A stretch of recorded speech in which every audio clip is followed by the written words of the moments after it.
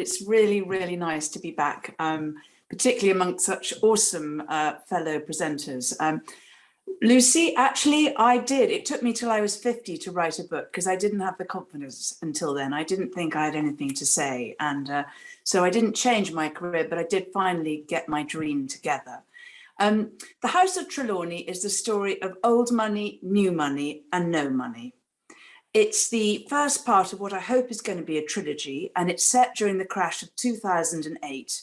And it makes fun of people and institutions which, in my opinion, take themselves too seriously, which or whom I should say. So Trelawney Castle itself was built 800 years ago, and it's been continuously occupied by the same family. For many centuries, that family did very well, from agriculture, from mining, and mainly from switching allegiances to whichever the winning side happened to be at that moment. But over the last couple of centuries, they got better at spending than making money.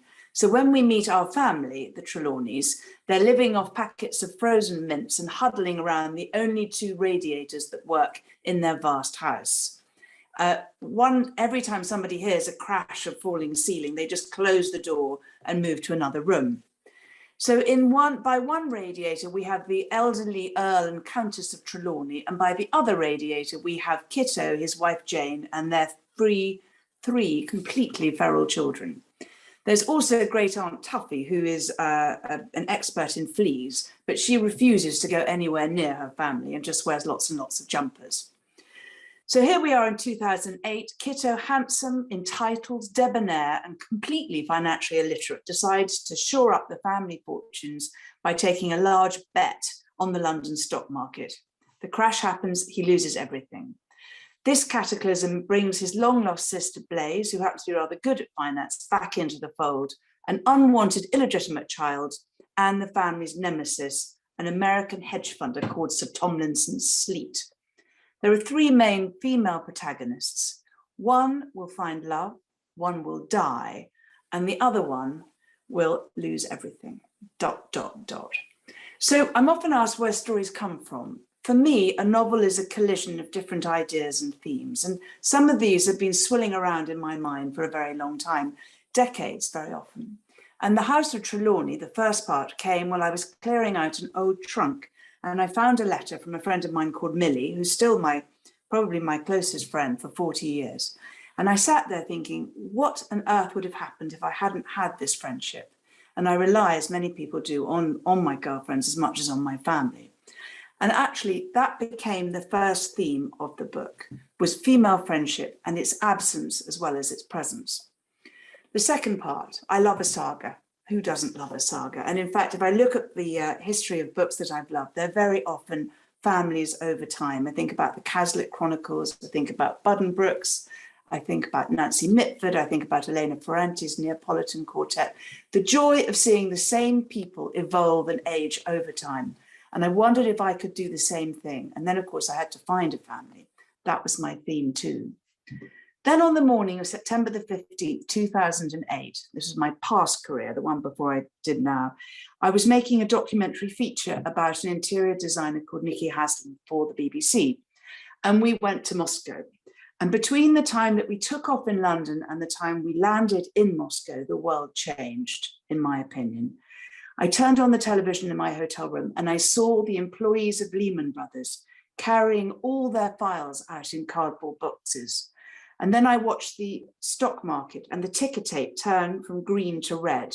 And I saw the value of shares halve, quarter, and in some cases literally disappear like sand falling out of a bottle. And that very night, I watched the designer and his friends spend hundreds of thousands of dollars buying work by Damien Hirst that was at auction in London. And it was such a strange disconnect, kind of Nero was playing the fiddle while Rome burned, I think the expression is.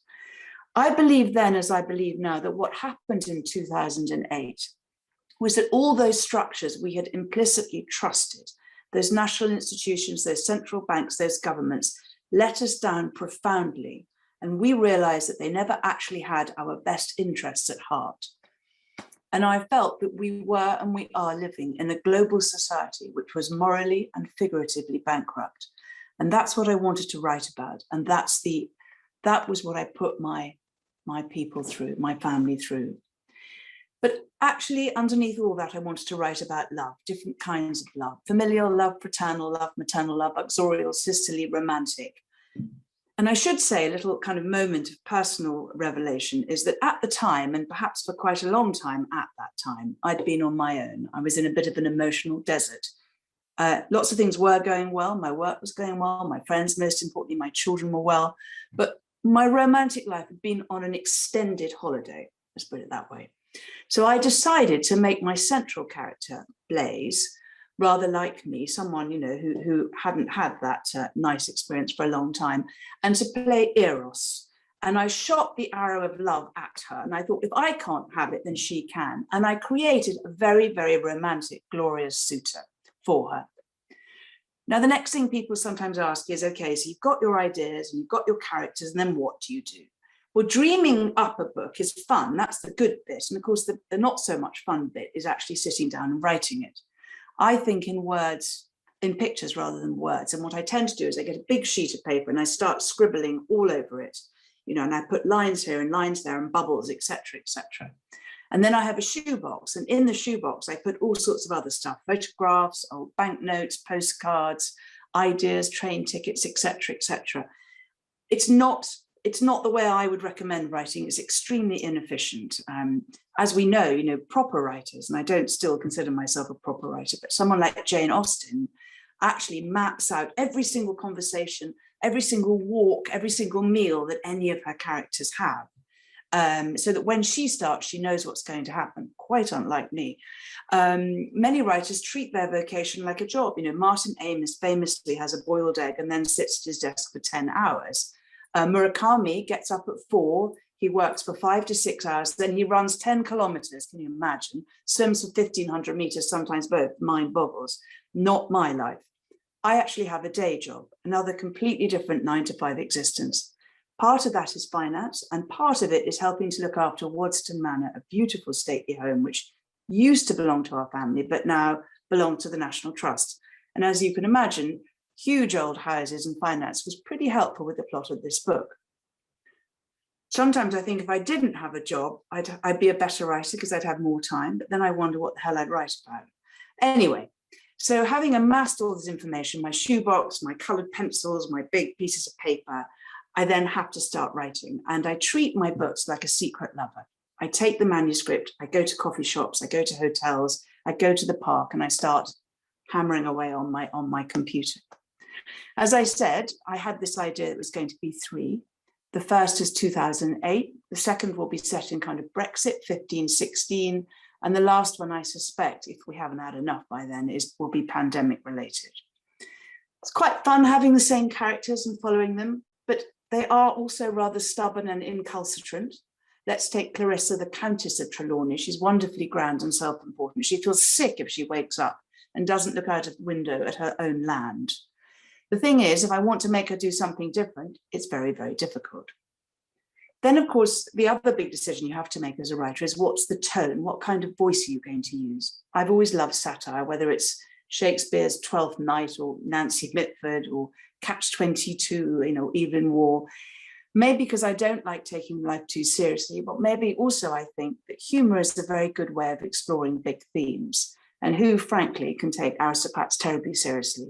They're big people sitting in the House of Lords, flashing their titles. They often have more windows than brain cells. Anyway, in the end, spoiler alert, my lot have moved out of the big house and into a small cottage. As for Blaze, well, I had a lot of fun writing about her ideal man. I made him middle-aged and very handsome. He'd been quite successful, but he'd come to the conclusion, perhaps rather like one of Lucy's friends, that there were better things in life, like the environment. And then he bought a small farm and he started to work that land.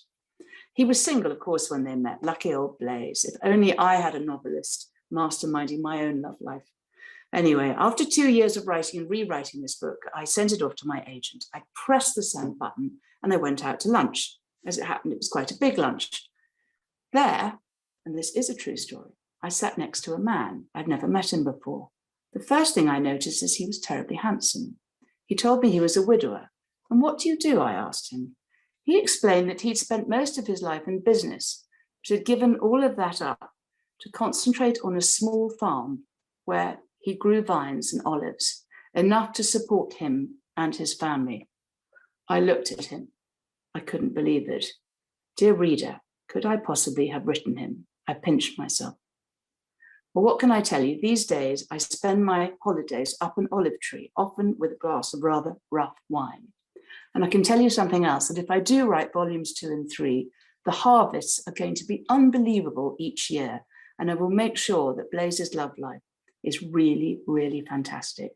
So if you want to write a book, do it for that reason alone. It can make your dreams possibly come kind of true. Anyway, thank you very much. Hannah, thank you so much. That was so delightful and beautiful, and so lovely to think about female friendship and also about falling in love, and some insight into the creation of your brilliant, brilliant characters. Thank you so, so much. The House of Trelawney is out now, and I hope that everyone will get a copy.